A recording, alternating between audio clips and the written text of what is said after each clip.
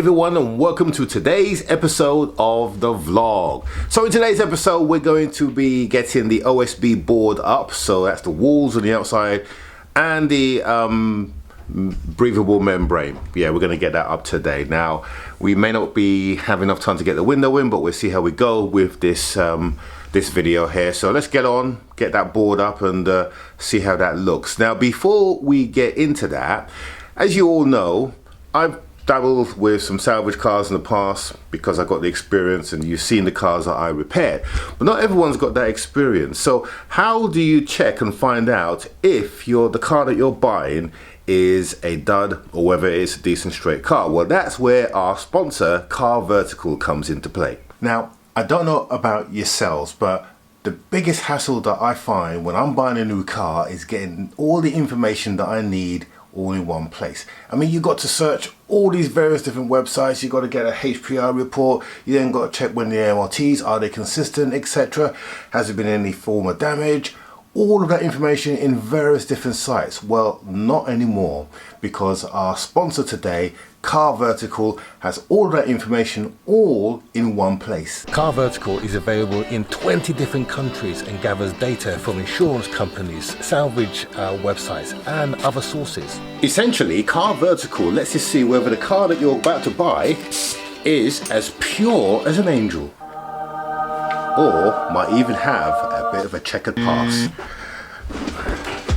Let me show you what I mean. Check out my screen.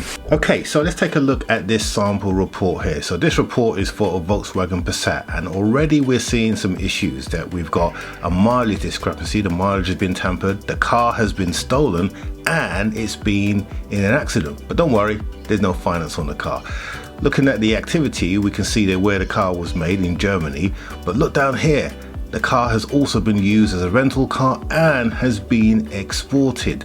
Stolen vehicle check shows that the car has been reported as stolen, and then we'll look at the mileage. It's more like a ride on a roller coaster, up and down. So yep, this car has definitely been the clock's been wound back on a number of occasions. Damage, well, we can see that this vehicle has been in the damage. It was recorded in the United Kingdom, and if we go down below, we should probably see that this vehicle has got some pictures of the damage, and look at that. This car was in a right state. So if you were looking at this car to buy and it looked straight to you on the forecourt, you'd certainly walk away from this one.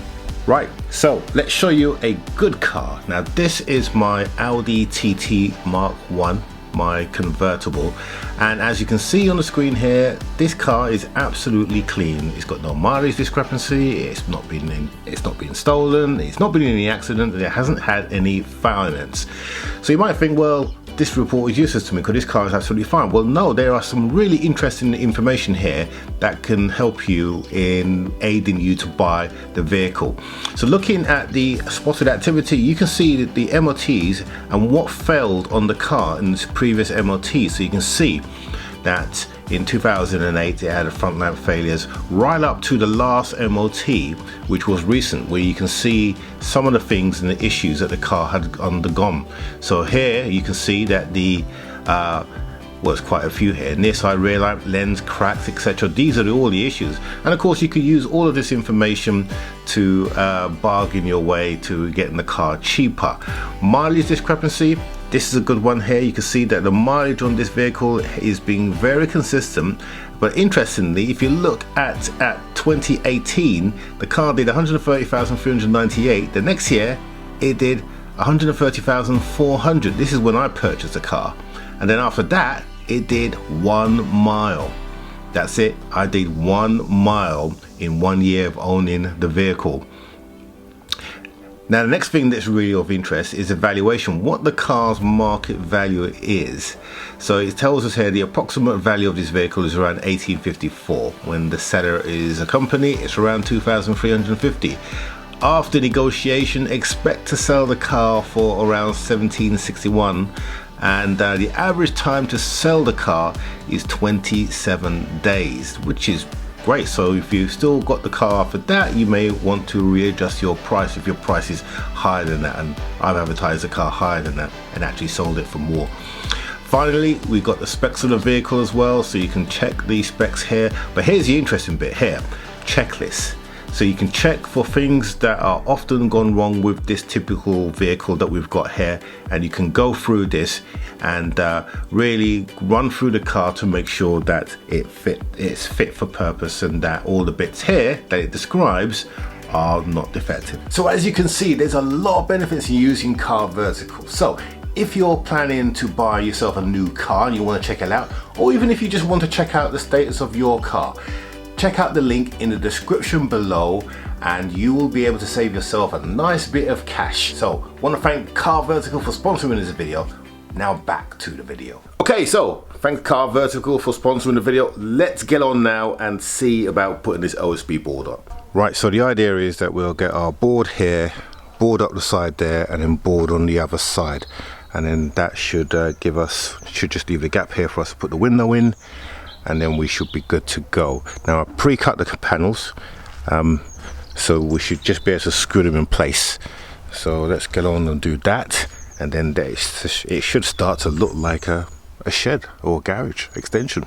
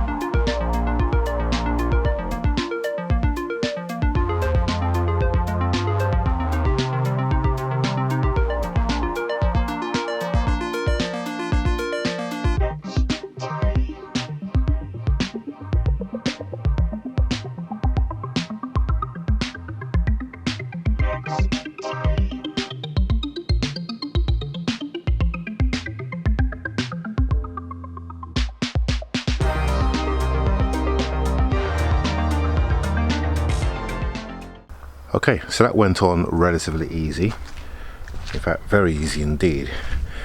So we're all covered up on both sides. I've got to fill that hole.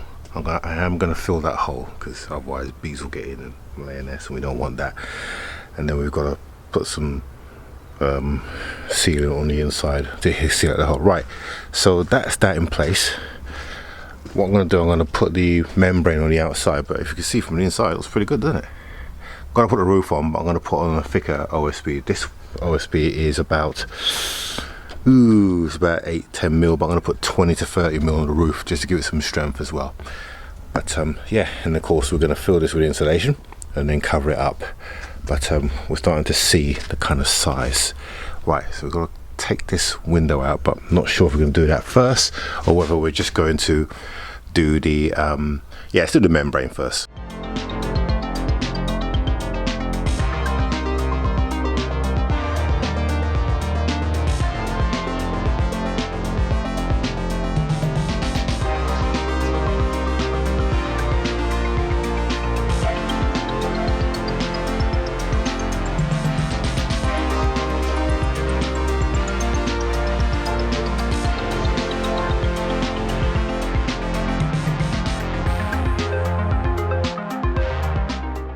Right, so permavent is up all around, looking good with our 150 mil overlap.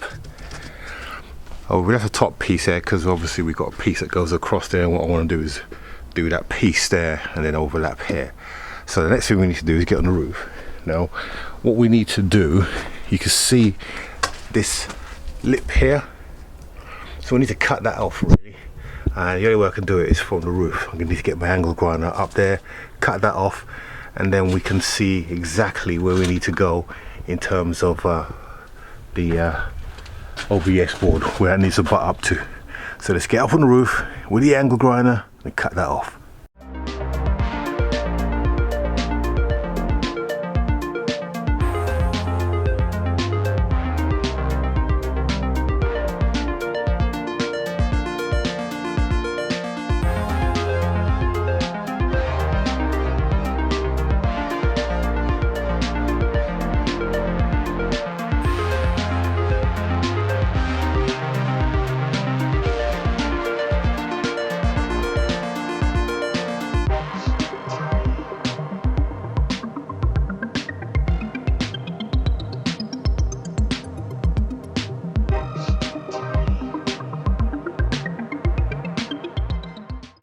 Right, so roof is cut.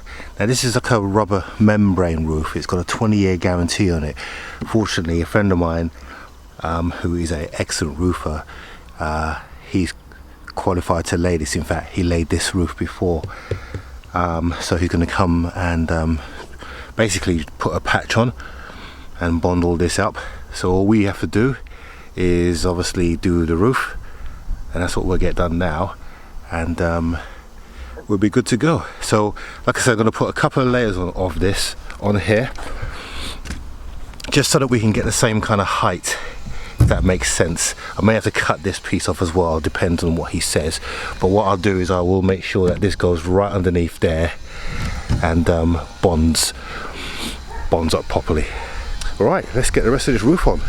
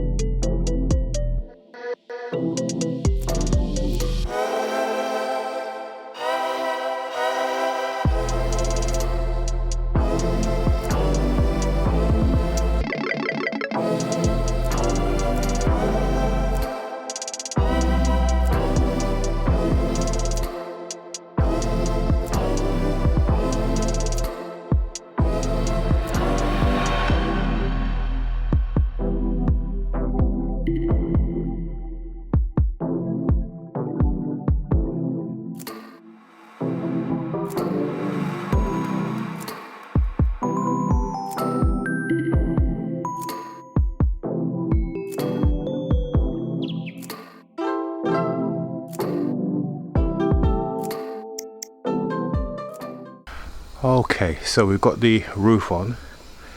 Now, if you notice, we've put a couple of layers on, and the reason being is because we're trying to create a gradient going down so the water doesn't come over the edge, which means I won't have to put a gutter on this piece here. There is another piece of OSB that's going to go on top of that to give it more strength, and that way you can walk on it, and it's going to be a complete long sheet rather than bits. I just basically use the offcuts to make that, but that's now all done, all lined up, and I put some permavent on top just to keep it waterproof until we get the rubber roof on there, because although OSB can get wet, you shouldn't really get it wet because it will absorb water at some stage, so we'll keep it dry as possible. All right. Okay, so that's it from this video. So next week we'll continue, and we'll definitely get the window in. Well, actually, we'll see, because next week might bring you back some car content, because I've been invited by the SMMT for a day, a media day, to tour and test various cars out. So I'm looking forward to that. That's this next week sometime. And so depending on what happens, I'll bring you some videos, but you certainly will see a lot of car review videos coming from that day. So I'm looking forward to that. In the meantime, don't forget to subscribe down here. Click on the bell notification if you haven't done so, because you really need to do so that you are notified whenever we release a new video. And we will see you on the next one.